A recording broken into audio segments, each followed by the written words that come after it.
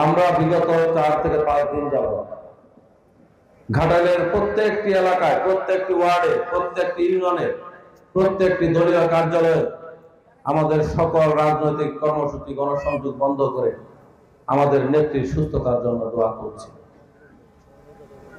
গতকাল সকালে আমরা সিদ্ধান্ত নিলাম যে আমরা আজকে নেত্রীর জন্য কেন্দ্রীয়ভাবে ঘাটাইলে আমরা একটা দোয়া মাহফিল আয়োজন করব।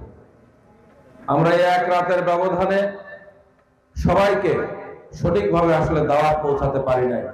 যতটুকু পেরেছি দলের যারা শুভাকাঙ্ক্ষী, যারা দেশনেত্রী বেগম খালেদা জিয়ার প্রতি ভালোবাসা আছে, হৃদয়ে শ্রদ্ধাবোধ আছে, আমাদের সকল শ্রেণী পেশা ধর্ম বর্ণ সকল নির্বিশেষে আজকে এখানে সমবেত হয়েছেন। আমি আপনাদের কাছে কৃতজ্ঞতা জানাই, ধন্যবাদ জানাই। বাংলাদেশ এমন একটি ক্রান্তিকালে আজকে দাঁড়িয়ে আছে যেখানে এখন বাংলাদেশের সকল মত পথ সবকিছু এক হয়ে গিয়েছে। সমগ্র বাংলাদেশ একজন মানুষের সুস্থতার জন্য আজকে দোয়ারত, প্রার্থনারত রয়েছে। যিনি হিমালয়ের মতো এই বাংলাদেশকে আগলে রেখেছেন, যিনি এই বাংলাদেশের প্রতিটি দুঃসময়ে কখনো এই বাংলাদেশকে ছেড়ে যান না। শুধু বিএনপির নেতা কর্মী নয়, তিনি এই বাংলাদেশকে কখনো ছেড়ে যান নাই। তিনি তার জীবনের প্রতিটি সময় তিনি তার জীবনকে উৎসর্গ করতে চেয়েছিলেন বলেই তিনি বিদেশ থেকে চিকিৎসা করে ফিরে এসেছিলেন এই স্বৈরাচারের দেশে। তিনি জানতেন যে এই স্বৈরাচার আমাকে যে কোনো মামলার রায় দিতে পারে, আমাকে কারা অন্তরীণ করতে পারে।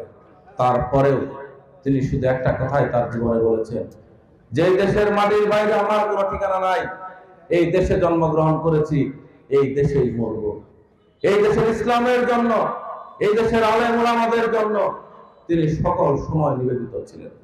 সেই শাপলা চত্বরে যখন আমাদের এই মাদ্রাসার আমাদের এই হাফেজ সন্তানেরা তারা গিয়ে যখন রাতের অন্ধকারে তাদের উপর গুলি বর্ষিত হয়েছিল, তারা যখন ঢাকা গিয়েছিল, দেশনেত্রী বেগম খালেদা জিয়া আমাদেরকে নির্দেশ দিয়েছিলেন শেষ পর্যন্ত এই শিশুদের পাশে, এই আলেমদের পাশে তোমাদের থাকতে হবে। আমরা শেষ পর্যন্ত তাদের পাশে থেকেছি। যখন এই দেশে বোমা হামলা করে এই মাদ্রাসাগুলোকে আলেম ওলামাদেরকে জঙ্গি বানানোর চেষ্টা করা হয়েছিল, বেগম খালেদা জিয়া শক্ত কণ্ঠে বলেছিলেন যে বাংলাদেশের আলেম ওলামাদেরকে আমি চিনি, তারা ধর্মভীরু, তারা ধর্মান্ধ নয়, তারা জঙ্গি নয়। এভাবে প্রতিটি সময় বেগম খালেদা জিয়া ইসলামের পাশে, আলেম ওলামাদের পাশে তিনি দাঁড়িয়েছেন। আমরা আজকে অনেক দুঃখ ভারাক্রান্ত। তিনি আমাদের মা, আমার মতো অনেক কর্মী, লক্ষ লক্ষ কর্মী আমরা লেখাপড়া করতে যে রাজনীতিতে সম্পৃক্ত হয়েছিলাম, আজকে আমার যে অবস্থান, আজকে আমি যে জায়গায় দাঁড়ানো, আমার মা বাবা আমাকে লেখাপড়া করিয়েছেন, কিন্তু এই সম্মান, এই সকল কিছু দান করেছেন বেগম খালেদা জিয়া।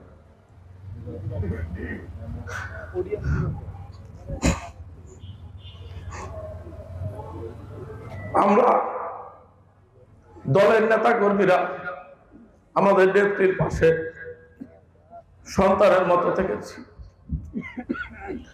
আমি আমার জীবনের 30টি বছর আমার সৌভাগ্য হয়েছে কর্মী থেকে নেতা হয়েছি, নেত্রীর পাশে থেকেছি। যখনই তিনি দেশের বাইরে কোথাও যেতেন, পায়ে হাত দিয়ে সালাম করতাম, মাথায় হাত দিয়ে যে হাসি দিতেন, এখন ঘুমাতে পারি না। আসলে বলে আপনাদেরকে বোঝাতে পারবো না যে বেগম খালেদা জিয়া আমাদের জন্য কি। প্রতিটি রাত, প্রতিটি মুহূর্ত আমরা এই নেত্রীর সুস্থতার জন্য আমার কাছে আমরা দোয়া করছি। আসলে বেগম খালেদা জিয়া আমাদের জন্য কি, একটা কর্মীর জন্য যারা আমরা পাশে ছিলাম। আমার সৌভাগ্য হচ্ছে দিনের পর দিন আমি নেত্রীর সাথে আন্দোলন সংগ্রামে কাজ করতে পেরেছি। সেই সন্ধ্যা রাত থেকে রাত 2টা পর্যন্ত পার্টি অফিসে নেত্রীর জন্য দাঁড়িয়ে থেকেছি। আমরা পাশে থাকার সুযোগ পেয়েছি, যখন যেখানে ছিল সেখানেই পাশে থেকেছি, পাশের থেকে দেখেছি বিপদ আপদ। যখনই জেলে গিয়েছি, দেশনেত্রী বেগম খালেদা জিয়া মায়ের মতো পরিবারের, আমার স্ত্রী, আমার পরিবারকে ডেকে নিয়ে কথা বলে বেগম খালেদা জিয়া খবর নিয়েছেন কিভাবে জেলে আছে, কি করতে হবে না করতে হবে। প্রতিটি কর্মীর জন্য তিনি ছিলেন আমাদের মা। আজকে তিনি জীবন মৃত্যুর সন্ধিক্ষণে, আজকে তিনি সংকটাপন্ন অবস্থায়। আমি আপনাদের সকলের কাছে দোয়া চাই, আল্লাহ যেন আমাদেরকে এই বাংলাদেশের মানুষের জন্য, এই দেশের ঐক্যের প্রতীক হিসেবে এই দেশটাকে একটা সুন্দর জায়গায় নিয়ে যাওয়ার জন্য, যিনি এই দেশের জন্য, মানুষের জন্য তার জীবনকে উৎসর্গ করেছেন, যেই নেত্রী তার জীবদ্দশায় স্বামীর লাশ দেখেছেন, সন্তানের লাশ দিয়েছেন, তারপর শুধুমাত্র এই বাংলাদেশের মানুষের জন্য, সেই নেত্রীকে আমরা যেন আমাদের মধ্যে ফিরিয়ে দেন। আমরা যেন কিছুদিন আমাদের মমতা মায়ের কাছে আমরা যেন থেকে রাজনীতিটা করতে পারি, দেশের সেবা করতে পারি।